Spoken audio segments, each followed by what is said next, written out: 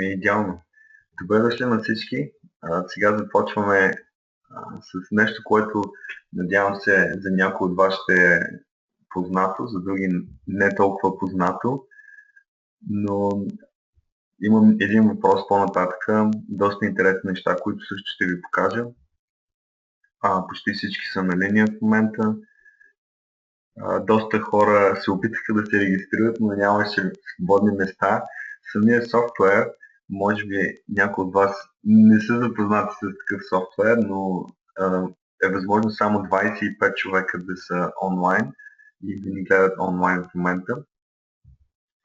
Затова много хора останаха без места, но затова правим запис и тези, които не са успяли да се запишат и да гледат днес този вебинар, ще им пратим, и вие също може да им пратите запис. Така, започваме в момента. Има доста хора, 25 места, както казах, запълнени, така че сме готови. Повечето от вас са наясно, че вебинарът, на който сте записахте, е за как да направим първите 100 милиона. Не е толкова важно да направите първите 100 милиона, а е по-важно защо. Защо бихте искали да направите 100 милиона или пари повече отколкото може би сте си мечтали. Най-важната причина е, за да постигнете това нещо, и някои хора просто се надяват цял живот, и днес ще ви покажа, че има начини, които без надежда, просто с действие, повечето хора са успяли. Но причините за да постигнете това нещо може да са да ви даде свобода, допълнителни приходи или просто да инвестирате пари в благотворителни цели, които вие обичате. Ще разкажа малко повече за мен, за да придобиете идея кой съм аз. Роден съм в Пловдив, завършил съм в Англия университет, се занимавам с доста различни неща. Най-важното, което ще запомните днес, надявам се, е, че искам да ви помогна и да ви покажа как наистина може да сте успешни в всяко едно начинание, което правите и да постигнете най-важното свобода в своя живот. Но имам един въпрос, защото е по-важно за вас да разберете какво искате да правите с живота си. Това е най-важното нещо. И въпросът ми към вас е какво искате да правите с живота си. Много често ни казват завърши престижен университет, намери си хубава работа и след това какво? Работиш 30-40 години и не си оставил някаква следа след себе си. За мен е много важно да помогна на хора, които искат да направят нещо повече от това, и затова споделям тази информация днес с вас. Както виждате, в момента, ако следвате този модел да работите цял живот, след като сте завършили престижен университет, няма как да станете милионер. Това е напълно невъзможно, ако само това е всичко, което правите. И в момента виждате, да кажем, печелите 1000 лева на месец. Всеки месец има 12 месеца. Тоест, вие печелите средно 12 000 лева на година. Като това са вашите приходи, без да говорим за разходи, такси, ако трябва да си купите кола или ако трябва да пътувате, почивки. Това са чисто и просто приходите ви. Да кажем, че човек средно работи 45 години. Колко години живота ви трябва да работите всяка година, за да постигнете 1 милион лева? И с тези 1 милион лева вие ще може да кажем, да имате повече свобода, да правите нещата, които обичате, да не ви се налага, примерно, да ходите на работа всеки ден. Но това няма как да стане, за жалост. И надявам се, много хора ще разберат това нещо днес. И ако имате мечти, да кажем, да инвестирате пари или да помагате на благотворителни каузи, то вие ще можете да го направите с много малка част от вашите финанси, т.е. положителния, да кажем, положителното влияние върху дадена идея или начинание, което вие започвате, няма да е толкова голямо. И да кажем, че 12 000 средно печелите на година. Ако работите 45 години, то това са половин милион за цялостния ви работен живот. Като изключим това, че това са ви само приходите, без да говорим за разходи, наем, ако нямате собствено жилище, екскурзии, храна, такси. Така че от тези половин милион лева, вие поне една половина ще изхарчите за най-различни разноски, като храна, такси, сметки. Искам да ви покажа на следващия слайд. Повечето от вас знаят Facebook и повечето са наясно за Марк Закърбърг. Интересното е, че той не завършва университет. Той започва да учи в Харвард, но идеята му започва да се реализира също в Харвард, където му казва, че тази идея в Facebook някакси не им се вижда, че може да има успех. Затова той решава да прекъсне Харвард и да започне работа върху собствената си фирма. В момента Марк притежава 34 милиарда долара, като тези 34 милиарда долара са в формата на сгради, на информация, на приходи, на активи. Най-важното е, че ако Марк следва простата фраза завърши, намери си работа и работи цял живот, той няма как да постигне и да помогне на толкова хора глобално и да получи награда, защото 34 милиарда е просто награда за това, което той е постигнал. Да помогне на почти милиард хора по света да могат да комуникират, да пращат безплатни съобщения, да звънат безплатно. Така че това е една негова награда за усилията, които той е помагал. И това се е получило естествено не за една година, ами за около 10 години. Искам да ви покажа и още един човек. Това е Бил Гейтс. Повечето от вас го знаят. Също като Марк, той не завършва Харвард, поради причини, че той е обичал много да прекарва време на компютъра, да създава програми, да програмира. Това му е било хобито. И започва работа в собствената си фирма в гаража в къщата си, където е живял. Но както виждате, в момента той цялата компания Microsoft и неговия бизнес се измерва в 79 милиарда долара. По-важното, което трябва да разберете за тези двама човека е, че те са подписали договор в Америка с още много влиятелни, известни и богати хора в Америка. Договор, който те декларират, че след смъртта им една половина от всички тези активи, които те притежават, ще отидат за благотворителност. Представете си, ако имахте 5 милиона или 10 милиона и вие спокойно може да кажете 5 милиона ще отидат, да кажем, за бездомните или за хората, които не са образовани и биха искали да постигнат своите мечти, да се образоват, да започнат бизнес или за сираците. Представете си какво добро дело бихте извършили, ако имахте толкова много пари, които вие бихте просто след смъртта си дали на другите хора. Естествено, това са няколко процента в целия свят, това са най-богатите хора, но просто искам да ви покажа, че не е просто това да направите 100 милиона и да ги харчите за глупости, а е по-скоро да направите 100 милиона, за да оставите едно положително влияние след себе си в света. Сега ще споделя с вас най-важните и топ 3 начина да достигнете до 100 милиона. Двамата човека, които споменах, Марк и Бил Гейтс, те имат собствен бизнес. Естествено инвестират в сгради, което може да се счита за недвижими имоти, но е предимно собствен бизнес. Facebook и Microsoft. Това е първият начин, да имате собствен бизнес и да го разраснете. Вторият начин е чрез недвижими имоти.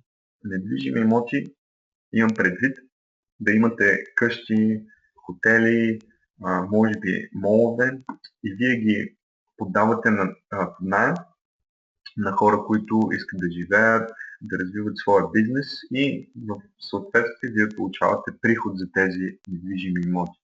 Като недвижимите имоти е доста интересно, защото при тях не само, че вие получавате месечен приход, но и цената на самия имот се поскъпва. Така че дори да го продадете след 10 години, той ще струва повече, отколкото вие сте го купили. Третият начин, който ще ви покажа днес е да сте инвеститор. Тоест инвеститор, човек, който просто инвестира пари в хора, в фирми, корпорации, които с две думи извършват някаква услуга или продават продукт на своите клиенти. Сега ще ви покажа, това е една статистика, която намерих за недвижими имоти. За последните 10 години имотите в България са поскъпнали с 38%. Тоест, един квадратен метър, това е в София, между другото, така че в другите градове в България, може би цените са поскъпнали по-бавно или не толкова значим процент, но както виждате през 2004 един квадратен метър в София е бил 1000 лева приблизително. След 10 години вече един квадратен метър струва 1500 лева или 38% приблизително. Като това са данни от 2015 година. Тоест, ако вие сте инвестирали 1 милион 2004 година, вие вече имате възвръщаемост от 38%. Но днешният семинар е за нещо, което искам да ви покажа, че има много по-голяма възвръщаемост от 38%. Защото все пак 38% за 10 години, ако го разделите на една година, т.е. това са само 3,8% на година, което все пак, за да достигнете до милион, трябва наистина да инвестирате доста пари, да имате доста голям капитал и може би няма да е толкова лесно за вас, ако нямате тези средства. 38% за 10 години според мен са много малка възвръщаемост на инвестицията. Ще ви обясня защо. Говорим за България и за света като цяло. Сега ще ви покажа. Това е в България. Може би повечето от вас познават и знаят коя е тази банка. Това е Първа инвестиционна банка. Както виждате, тя е дружество, което всеки може да закупи акция от това дружество. И както виждате, точно преди 2008-2007 година една акция е била 13 лева, но след финансовата криза акциите са сринали до почти 2 лева, дори под 2 лева е паднала цената, като от 2008 година до момента цената почти не е мръднала с значителни позиции. Най-важното, което трябва да знаете за България, за инвестициите в България е, че е несигурно. Затова доста хора от целия свят се насочват в места, където има възвръщаемост и където тяхните пари ще са на сигурно място, дори възможността да не е толкова голяма за процентна възвръщаемост на инвестицията. Но една от причините, която трябва да избягвам да инвестирам в България е, защото има доста голяма несигурност. Самите фирми не правят отчети, не знаем колко са вярни тези отчети, няма една комуникация. И затова като инвеститор би ми се искал да видя едни по-силни български фирми, които могат да следват световни примери, като Facebook, като Microsoft. За момент има една такава българска фирма, Телерик. Тя е доста известна. Има други, Утопия, тя е също много известна фирма, която се занимава с стени на катерене, но те още не са на финансова борса. Друга причина, която аз избягвам да инвестирам в България, е поради причината, че когато отворих акаунт да инвестирам в стоковата борса в България, една от клаузите беше, че дори без значение каква сума имам в акаунта, дори да изгубя всичките пари, брокера или институцията, която ми дава възможност да търгувам и да инвестирам, няма никаква отговорност. Тоест аз ако имам 100 милиона и ги изгубя, просто съм ги изгубил и едва ли не е моя вината. Затова давам пример с други държави, като Америка, като Англия, там просто е задължително. Задължително е, ако вие сте инвестирали пари и брокера изгуби вашите пари поради срив в системата или несъстоятелност на брокера, те са просто задължени да ви изплатят парите обратно. Затова е една от причините да се инвестира извън България и да е много по-успешно. Както виждате, това е Apple. Повечето хора имат iPhone. Както виждате, от 2008 година цената на Apple е била малко след 2008 $25. В момента цената е $127. Тоест, ако вие сте купували малко по малко акции, не е задължително да инвестирате даже големи суми, трябва да е просто систематично по малки суми. Ако сте инвестирали, да кажем, в продължение на 7 години, от, да кажем, 2008 до момента, както виждате, $25, цената постепенно се е покачвала до $50, но вие продължавате да купувате акции. И то купувате акции на тази цена. Когато стигнала до почти $100, някъде към $90, тук купувате малко акции. Когато падне на $50, тук купувате още повече акции. Тоест, систематично вие купувате по малко акции и след период от 7 години, когато вие сте инвестирали пари и сте получили възвръщаемост на инвестицията, може би от 300%, а не 38%, вие може да продадете тези дялове и акции, може да задържите фирми като Microsoft. Тяхната цена на акциите не помръдва, нито се покачва толкова много, нито спада толкова много, но те плащат дивиденти. Може би сте чували за дивиденти. Ако държите една, да кажем, Microsoft, която струва към $45-50 акцията, вие всяка година ще получавате дивиденд, да кажем, $1 или 50 цента. Но за всяка акция вие получавате този дивиденд всяка година. Ако притежавате 1000, получавате дивиденд за 1000 акции. Така че това е много интересно и това са начините наистина за инвеститори да инвестират в успешни фирми, които правят милиарди всяка година. Говорихме за Facebook малко по-рано. Както виждате, Facebook е по-скоро самата Facebook компания започва да се търгува малко след 2009 година, 2010 година и както виждате, точно по време на 2013 година цената е била малко над $20. Защо Facebook е толкова успешен и защо Facebook ще продължава да бъде успешен е това, че те постоянно имат нови активни хора, които постоянно си правят регистрация в Facebook и тези хора продължават да са активни, продължават да канят приятели, да комуникират, да пращат съобщения. Но нещо по-интересно, както виждате, ако сте купували акции през цялото време, за последните 5 години, от $20 до момента, вие сте направили една доста добра инвестиция. Но защо Facebook ще бъде още по-успешна и въпреки цената от $81 трябва да се купува тази акция, защото Facebook в момента имат планове да прокарват интернет в държави като Индия, където много хора нямат интернет, достъп до интернет.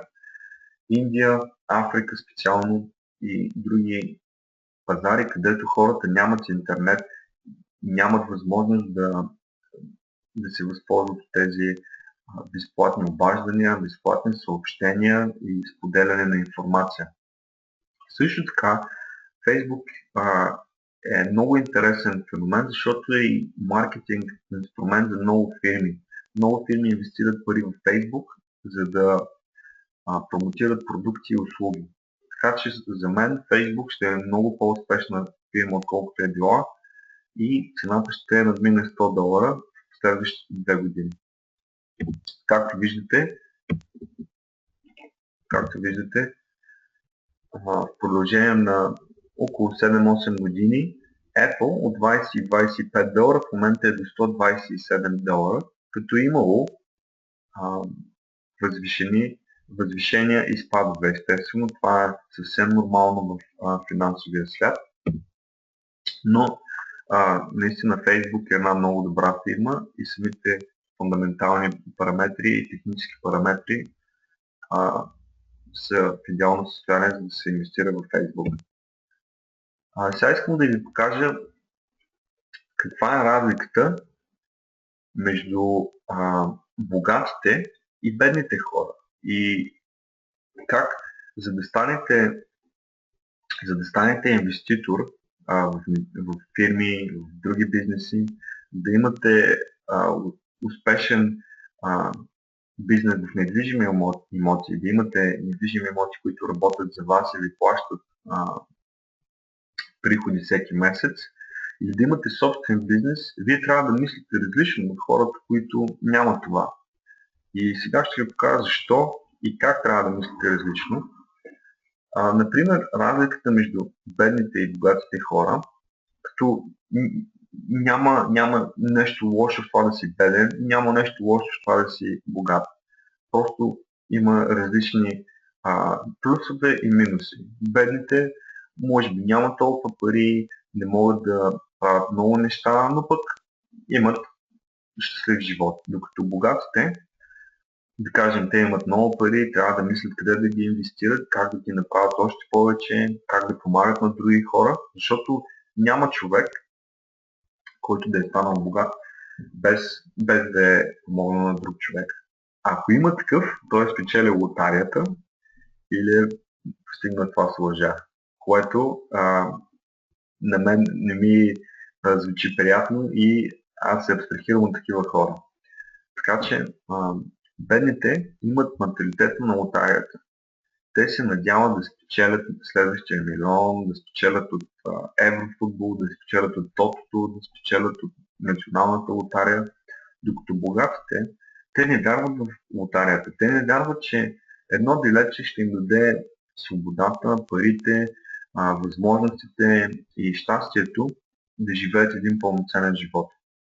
Богатите имат менталитета на действието. Аз трябва да свърша нещата, аз трябва да извърша действието и всичко зависи от мен. Другото нещо, другата разлика е, бедните мислят за добрите стари дни, докато богатите мислят и мечтаят за бъдещето. Те постоянно се фокусират върху това какво ще следва, какви ще са новите тенденции в бизнеса, как да помагаш на още повече хора по-лесно. Бедните хора имат ниски очаквания. Те не се надяват нещо да се случи. Всичко както си в момента е наред, не искам да бъда притесняван. Ако имаш някакъв проблем, търси друга помощ, аз не мога да ти помогна, докато богатите хора постоянно търсят начини да решават проблеми, постоянно търсят предизвикателства и да се развиват като хора. Още една Много важна разлика е да се постави Microsoft и Бил Гейтс с един обикновен човек. Бил Гейтс е решил проблема. В момента вие използвате компютър, нали? Вие използвате компютър. Този компютър има софтуер, да кажем Microsoft Windows. Бил Гейтс е разрешил проблема на толкова хора да се възползват от това в момента ние да говорим, вие да комуникирате с мен, да ме слушате, да можете да започнете онлайн бизнес, да решавате уравнения, да кажем, на Excel, да пишете документи на Word, най-различни приложения. И всичко това е било предизвикателство за Бил Гейтс. Бедните се нуждаят от пари, виждали сте хора, които просят, доста хора мислят, че те са безпомощни, не могат да се справят, не зависи от тях, трябва някой да им помогне, че им трябва пари да правят пари, докато богатите използват парите на другите хора. Хора като Бил Гейтс и Марк Закърбърг използват, да кажем, парите на инвеститорите. Хора, които инвестират в тези фирми и тези фирми използват парите, за да се развиват и да помагат на още повече хора. Това е разликата. Богатите учат децата си как да забогатяват, докато бедните ги учат как да оцеляват. Нещо, което е много важно е, че трябва да разберете, че богатите хора не са сноби. Те просто искат да се обграждат с хора, които имат същото мислене и същите цели и амбиции. Ако вие имате проблемите, при един богат човек и му каже, трябва ми помощ, той със сигурност ще ви помогне. Другата разлика, че те трябва да избират между едно голямо семейство и това да станат богати. Това е за бедните. Нали? Аз не мога да имам всичко, докато богатите мислят, че могат да имат всичко. Сега ще ви задам един въпрос. Кое от тези споменати би ви било като начин за собствен бизнес, недвижими имоти или да сте инвеститор? Кое ви кара да се чувствате най-сигурен, че вие може да инвестирате, да може да постигнете нещо? Дали собствен бизнес, недвижими имоти или инвеститор? Ако в момента трябва да виждате екрана, просто цъкнете на отговора, за да видим всички отговори. Аз ще ви дам резултатите в момента, да видим какво мислят повечето хора от вас. Кое така ви се струва лесно или може би имате опит или знаете хора, които са успешни и бихте се свързали с тях и бихте се чувствали сигурни. Така, виждаме доста недвижими имоти. Също така има и отговор, ако би трябвало да го виждате, всички споменати, така че това вече е една допълнителна тема. Наистина, най-богатите хора, те разчитат на много инструменти. Те са инвеститори, те имат недвижими имоти и имат бизнеси. Макдоналдс, повечето от вас знаят Макдоналдс, нали? Макдоналдс, най-известната хранителна компания за бързо хранене. Повечето хора си мислят, че те са в бизнеса на напитки и на бургери, нали? Че продават сандвичи. Но повечето хора не знаят, че те са изцяло бизнес за недвижими имоти. Те контролират и държат най-скъпите сгради в центровете на градовете. Така че те са бизнес недвижимите имоти, но също имат и хранителен бизнес. Но хората инвестират в тях. В момента спираме анкетата. Недвижими имоти печели. Наистина, собствен бизнес или недвижими имоти, това е най-сигурният начин. Специално недвижими имоти, тенденцията е, като изключим малки падежи, недвижимите имоти като цяло дългосрочен план винаги цената поскъпва. Сега, ако имате някакви въпроси и отговори, бих ги приел. Трябва да виждате, има чат Ако цъкнете на чата, трябва да ви се пада отдясно на екрана. Трябва да цъкнете на чат и да зададете, ако имате въпрос, или просто пишете ми коментари. Ако нямате коментари, ще продължа към следващата част. Добре, продължаваме към следващата част. Сега ще ви дам малко идея за един от проектите, които развивам. Книга на добрите идеи. Това е проект, който следващите няколко години наистина ще помага на доста хора в България и е предимно насочен към хора, които искат да се образоват, да чуват повече позитивни новини,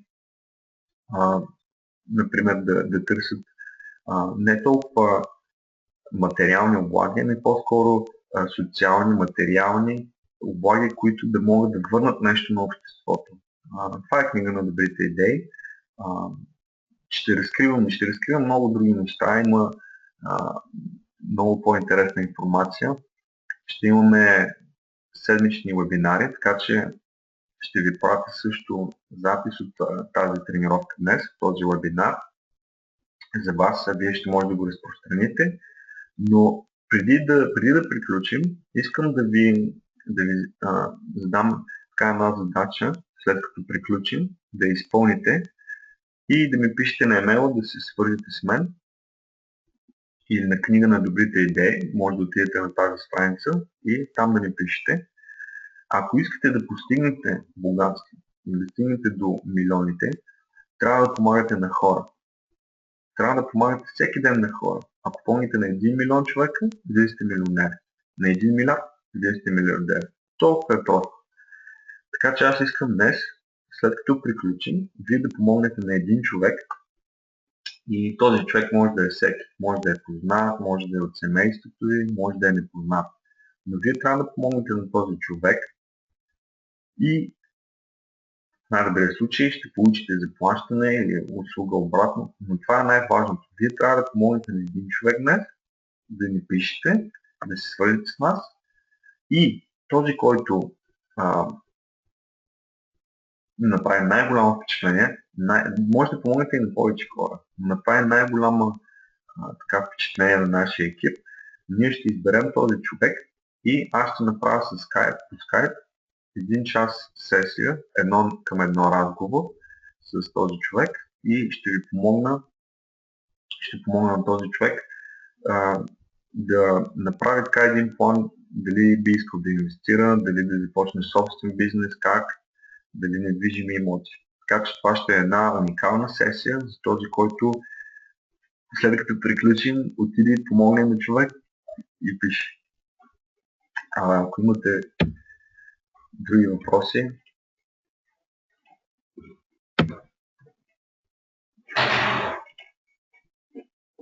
и последното нещо, което искам да добавя, последното нещо е следващия вебинар, който ще направя. Пак ще ви пиша имейл с запис от този.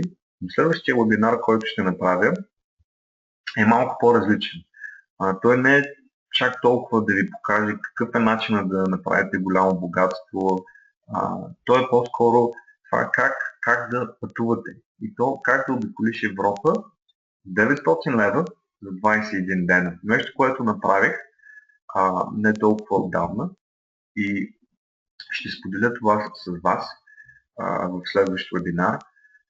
Така че ще пратя всичко, което трябва да знаете по вашия имейл.